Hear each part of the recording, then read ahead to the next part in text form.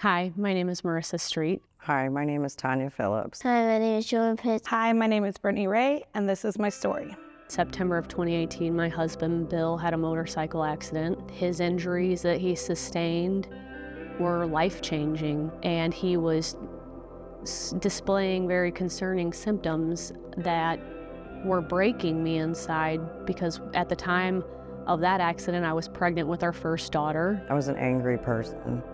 After my mom passed away in 2017, I went down a really dark road. I felt alone. I went through a divorce, and then I just made some poor choices that affected me, my kids, everybody around me. When I was in college and I did all the partying that I did, I was really trying to find my way on my own, find my way, the group of people I wanted to be around, the type of person I wanted to be. And in doing so, I did a lot of things that I'm not happy about, that I regret doing. I think the turning point was when I realized I was raising another human being inside me. Like, I have this whole baby inside me. Now, it wasn't planned. I don't want to say it was an accident because she's not an accident, but I had this whole baby inside of me, and I had to figure out how to deal. I couldn't live in my old ways anymore. I couldn't live single and partying and going out every night and just using my money with whatever I wanted. I had to really step back, and I had to get help. He brought me back into the church when I had her because some of the help I was getting was from churches. It was from Helping Hands. It was from other pregnancy centers, because I was really on the gate of whether or not to keep her or to have an abortion or to give her up for adoption.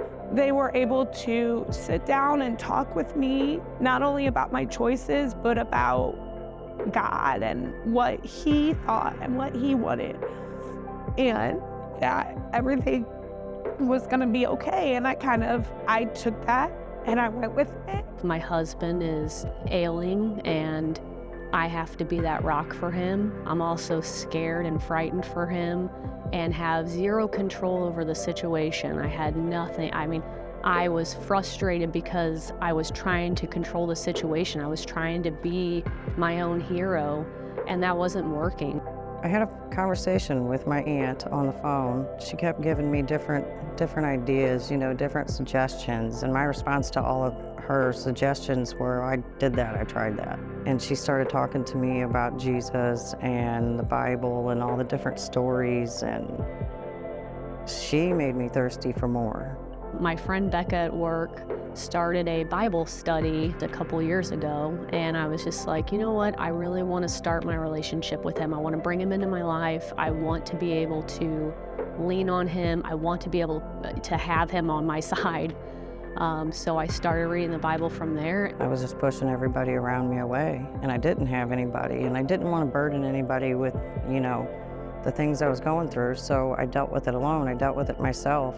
That's when I realized I needed to start becoming more involved in church. I remember when I was at my grandma's church, I remember ABC, admit, believe, confess, so I decided to pray that night. I prayed, Dear God, I thank you, and I admit for all my sins I did, and I believe that you died on the cross for me, and I confess. We started coming to Encounter, and we came one Sunday. It was actually the day after Christmas, and we came and didn't miss a Sunday for like a year straight, and we've just been here ever since. What I was looking for was a family to be with, to support in what I've been through, not having to feel like I'm alone, and wanting to be able to raise my daughter the right way. I want her to be raised as a good person, Christ-centered. I want her to believe in God and understand that there's a way that we behave, there's a person that we worship. This is why we worship them. And I wanted her in the church. About a month ago, I was in a bad place. I feel like my faith was floundering. I started reading about Job, and I identified so much with things in there. With Job was this faithful man, and he lost everything and never wavered, never lost his faith. Bill was speaking to me, and he said, Marissa, I had a dream last night, I don't want you to think I'm crazy, but I need to tell you about it. God was hugging you in bed when you were crying in the dream. He was hugging you, and he told me that you can't feel him. That he said, she can't feel me. And Bill said, and I woke up with this verse on my mind, and I have no idea why. And he handed me this piece of paper, and it was Job 36:15. And it says, but those who suffer, he delivers in their suffering. He speaks to them in their affliction. And that was my sign. I mean, God talked to my husband. He had no idea what I was reading at work.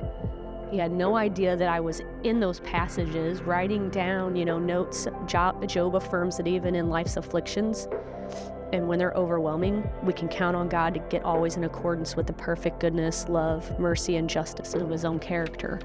So for me, Bill waking up with a verse on his heart that he didn't even know what the verse was. He hadn't even been reading Job. What bigger sign could I possibly have that God is there and he wants to help me, he hasn't abandoned me, and he was still there talking to me the whole time. And it was clear then I need to give my life to him. I mean, I have to make that commitment. I made the decision to surrender my life to Christ last year. I laid there, and for 4 hours I couldn't stop crying uncontrollably. I felt like there was just like a bunch of demons just leaving my body. I felt a huge weight lifted off of me the more I prayed, And I realized at that moment, Jesus really does love me, because I don't have anybody else. Nobody else was doing this. I really feel like I did this with Jesus by my side every step of the way, because I was losing everything. And all I had was Jesus. All I could do was pray. And here I am. I realized that it was like the time that I needed to do it, because it was like important to me. Like I wanted to do it. I was like, I want to do it now. Because I don't want to go what Satan wants to do and do the opposite, and I want to follow Jesus with my heart. The story of the mom, I don't remember her name, but she had mentioned a story about how she had lost a son to suicide. That story hit me because I've been in that situation where I wanted to take my own life. I thought, what would my daughter do? What would she do if I wasn't here anymore? I don't want to have those feelings anymore. I don't want to feel like I don't belong. I don't want to take my own life. I don't want to hurt myself. And I feel like the only way that I won't have those feelings anymore is if I let God into my life and I let him dictate what's going to happen next. To know that when a difficult situation comes to me and I can just say, God, I'm giving it to you. You please help me handle it. It is the biggest relief to know that he loves us, that we're his children, and that he's always for us. And if he's for us, who can be against us? I put it all in Jesus' hands, and I feel a lot more calm and peace in my heart and my soul, and I'm happier, I'm more patient. I'm not angry anymore. I was very angry. Now I'm happy. Every day I love getting up, I love going to work, I love getting my little girls ready for school, and it's the good things, it's the little things that I didn't see before. Before I was just angry, like why is this happening to me? But I prayed.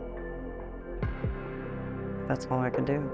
Now, since I have Jesus in my heart, I feel like a lot of the things I do now are like what God wants me to do, the right things, and I want to put my old life behind me and start like a new one so that I can have a better life. Since I've accepted God into my life has changed substantially. I'm a happier person. I don't have the thoughts of wanting to hurt myself. When I'm here at church and I feel connected, I am in like the best mood that I'm ever in. Even if it's been an awful week, being here makes me feel 100 times better. And if I can feel that here, well in God's presence, if I allow him into me, then outside of church, I can feel him in my presence, and I can feel the same way that I feel while I'm here at church. Having Jesus Christ in my life, he is always making moves in my life. I mean, from the dreams that my husband had that communicate with me, to the ability to calm my nerves and my anxiety and walk me through each day. I'm practicing, talking to him every single day when I'm in the car on the way to work, when I'm on the way home, or just when something's stressed, asking him to give me peace, and it helps. He is able to do that for me. He knows what's on the other side. He's with us every step of the way, and I think that was the biggest revelation, is that he's here. We're going through it. Nothing happens without him allowing it. So I have to be more aware of what's the lesson here. What am I supposed to be doing? What am I supposed to be learning? What's my role in this? And how can I be obedient to what he wants me to, how he wants to grow me, how he wants to guide me? When you're at your lowest, or you feel like you're at your lowest, or you feel like you have nobody, that guy up there will listen. He will. And I want the whole world to know, I went from literally losing everything in life to handing it all over to Jesus and saying, help me, Jesus. I need you. My kids need you. My family needs you. I feel that baptism for me is going to be a renewal. It's a renewal in the process of, I'm not going back to my old ways. I am staying on the course in what I'm doing now to better myself. Baptism means a chance to start a new way and forget about your old past and start a new one. I'm excited that I get to see my family and tell them the things I need to do to get baptized to Jesus. I want the whole world to know. I want the entire world to know that I am for God. He is for me. I have, a 2 and 3 year old little girls, and I want them to see that. I want them to see that mom and dad are choosing to walk with God, choosing to have that life, to help others, to be the best versions of ourselves, and to listen to him when he tries to guide us where we need to go.